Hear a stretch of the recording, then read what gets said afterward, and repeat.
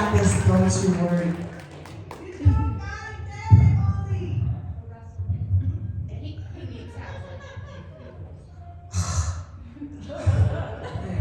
Hey, round of applause for Roly Poly Oly, everybody. You forgot my name. Hi, everybody.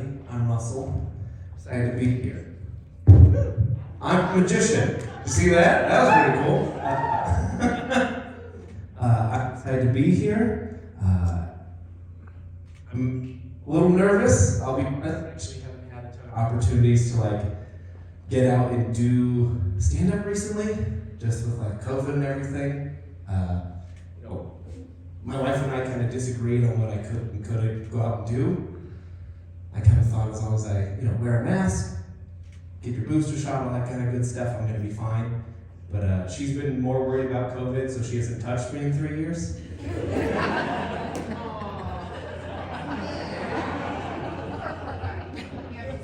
Got a pause on the first joke of the night. All right, set the tempo.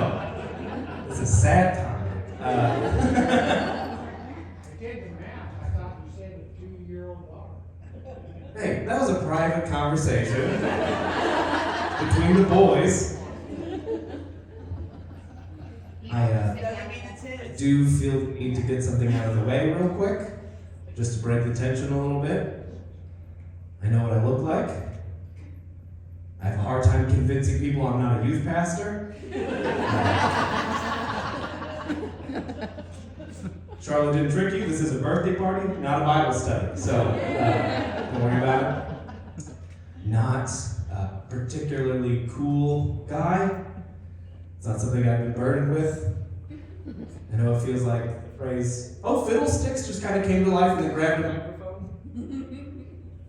Like 25 years ago, some camp children said "whoopsie daisies" 3 times into a mirror, and there I was. I get it. Not a cool guy. I don't get to drink or do drugs because of it. It was never a choice that I got to make. It's just that in high school, no one cared enough about me to peer pressure me. Still more sad jokes. All coming out. It's okay, it makes sense. As an adult looking back at it.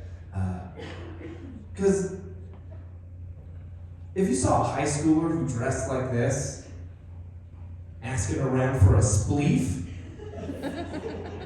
that kid's wearing a wire, okay? That's the joke.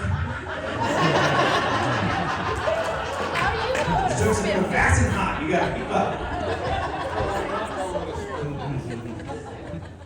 Some people are born with a cop face, right? You see them, they look like a cop, they got a cop face. But I've always had more of a definitely rats you up to the cop's face. So. It's not fair. It's not fair. I want to be cool, but it's just, I don't think it's in the cards for me. And, the thing about being cool is it's subjective. It's relative. It's all about comparison. We still agree on who's cool or not. It's I'm not cool compared to you guys. You're out here at a cool birthday party, drinking drinks in this wacky old theater. You guys are pretty cool. But that's in juxtaposition to me. I also do a lot of clean comedy shows where at those you're not allowed to talk about getting drunk or doing drugs or having sex. And at those kind of shows, when you compare me to the audience, definitely the coolest guy in the room for sure. Easily. It's here's the thing. I'm a bit of a dweeb, but I got a little edge to me, alright? Because I'll admit to you guys, I've never been drunk, okay? But I'll have a cocktail every once in a while, alright? Not bad. And I don't do drugs, but now I hang out with comedians who are nice enough to offer me cocaine. It's pretty sweet. And I know when it was having sex, I said earlier, oh, my wife hasn't touched me in 3 years. Aww. That's pretty much it. I kind of painted myself into a corner. Now, all right, moving on.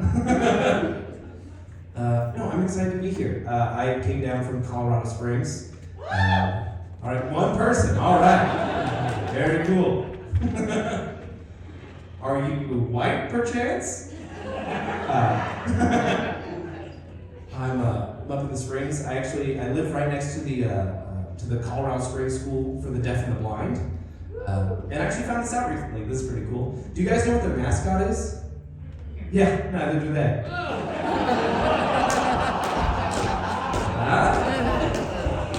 That's not a youth pastor joke. Okay, that's a cool guy joke.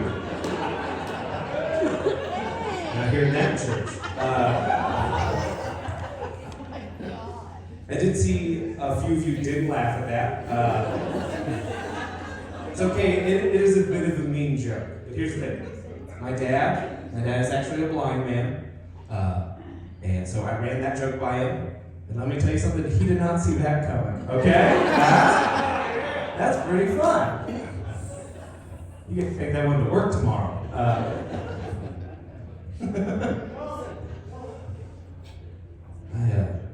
I just got a house, which has been a nightmare. It finally happened. It's pretty nice. It's got like a nice big backyard. It's got the original like hardwood floor. Found out it's got this sewer line with like $30,000 worth of damage in it. Yeah, that's how I felt. But I found out that's not actually the expensive part of being a homeowner. All the expensive parts are like all the little things that when you're living in an apartment, you didn't realize you needed to buy now that you have a house. Like, I have a lawn, so I had to get a lawnmower, right? Or like I have these hardwood floors, so I had to get like wood treatment oil. And because of the sewer line with like $30,000 worth of damage in it, I had to go buy a rope and a wobbly stool.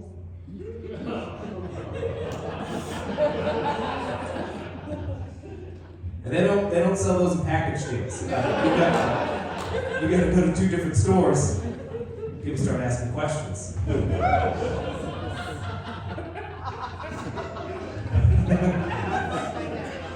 Did I mention I did a lot of church shows? Did I say that earlier? It's been good.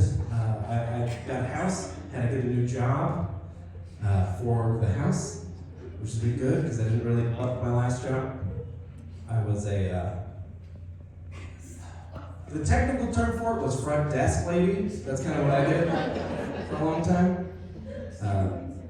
I was just like a young boy at the front of the office, and for some reason that made all of the like older workers I worked with think I could handle all of their IT problems. And they'd come up to me and one gal very confidently, she was like, "Russell, I need you to do me a favor, okay? I'm going to send you some files.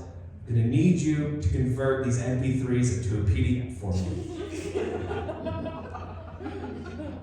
And if you're not laughing,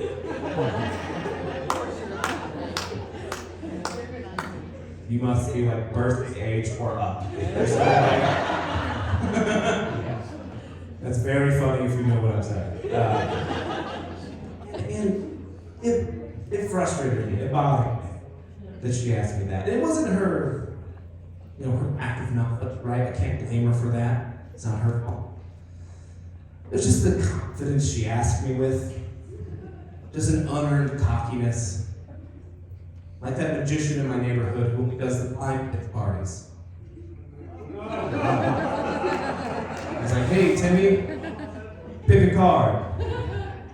Any card. Any card." It doesn't. Are we done with the blind stuff? Is that kind of what? Is the last? Okay. 3 was too many. All right. I did say earlier, my dad is a blind man. Okay. He's actually the blind man. If you guys need blinds, shades, shutters, or more, any kind of window coverings, call Tom Keller, 260-8989. Tom Keller, the blind man. 260-8989. And notice no one's writing the phone number. That's weird. That's odd. Use the discount code Disappointed Dad. 15% off. That's not bad. Blind is expensive. They're pricey.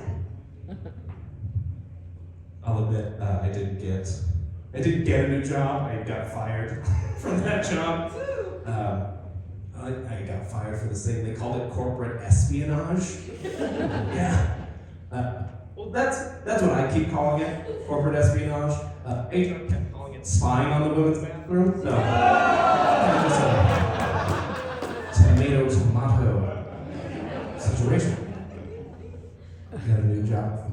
Doing a lot like working from home, like a lot of us are. And I'm getting too comfortable. I'm getting too comfortable working from home. Because I'm on my own turf. And I don't mean like wearing a business shirt but sweatpants on a Zoom call kind of thing. I'm getting too comfortable to where I'm just drinking milk on camera in front of other adults. Blatantly. So on a Zoom call with my boss, I'm working through lunch. Got a glass of milk, I got a PB&J. I'm scarfing it down. He goes, Russell, what are you doing? You drinking milk? What are you, a little boy? Little baby boy? Little poopy, pissy, pee your pants little baby boy? What are you doing? We're men. We drink beer. You have a beer with your peanut butter and jelly sandwich. Yeah, here's the thing. If you drink beer with a peanut butter and jelly sandwich, I'm calling the cops. You definitely hit your kids, for sure. Right? PBJs and PBRs, you're more in lines, guy, right? There's an order to things. I got a new house, got a new job. Mainly all this, in actuality, I've been doing because I just had a baby. So I had a little girl.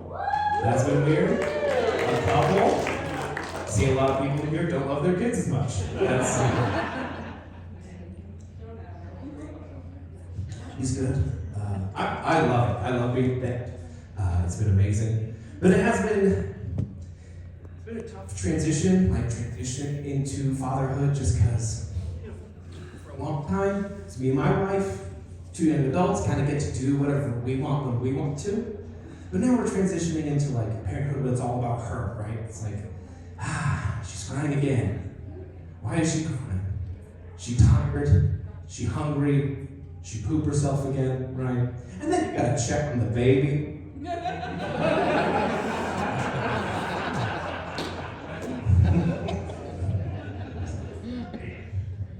Yeah, but it's been amazing. She's been such a blessing. She's been the best. And you know, another thing, so it took us a while to name her. That was a little hard. We actually didn't name her till she was giving birth. You know, doctors asked us, what are we going to name her? Congratulations, all that good stuff. We actually don't know. We're kind of torn. I like the name Violet. My wife likes the name Ruby. We don't know what to pick. She's like, well, you know, your wife's due. She's going to be here in a minute now. Who are you going to pick? And I thought about it for a second, and I thought, well, I guess after all the pushing is done, she comes out more purple, we'll name her Violet. She comes out more reddish, we'll name her Ruby. Seemed fair. And the doctor was like, first of all, that's very funny. Second of all, you know, because of some, like the pressure they go through, they'll come out pale white. Would you do that? So that's okay, we'll just name her Barbara.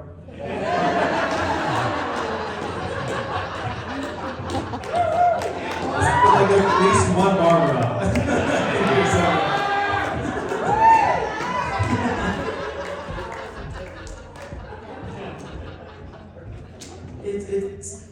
It was nerve-wracking. I've never decided what to name someone for the rest of their life before, and it's really important. Like, I really like the name Russell. I think it's a good name. I think it's unique. That'd be ridiculous. Like in school when they said Russell, I knew they were talking to me. There's not a Russell H out there somewhere. So it's good, neat, but not crazy. But when you kind of have a little bit of a unique name, there's still like those weird stuff that happened to you. So I was a couple of years ago, I introduced myself to a gentleman. We're having a conversation. Said, hi, my name is Russell. And he said, no. He said, no, you don't look like a Russell. You look more like Dennis. Was that bothering me? Because I had never really heard that expression before, and I kept going over that in my head, like, what does that mean I look like a Dennis? I don't get it. Until actually, days later, I met a gal. She introduced herself to me, and she said, hello, my name's Gorgeous. And I thought, no.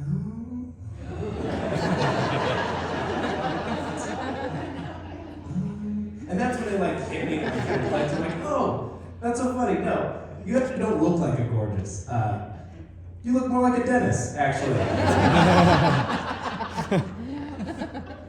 Apple, the mustache really ties the whole look together.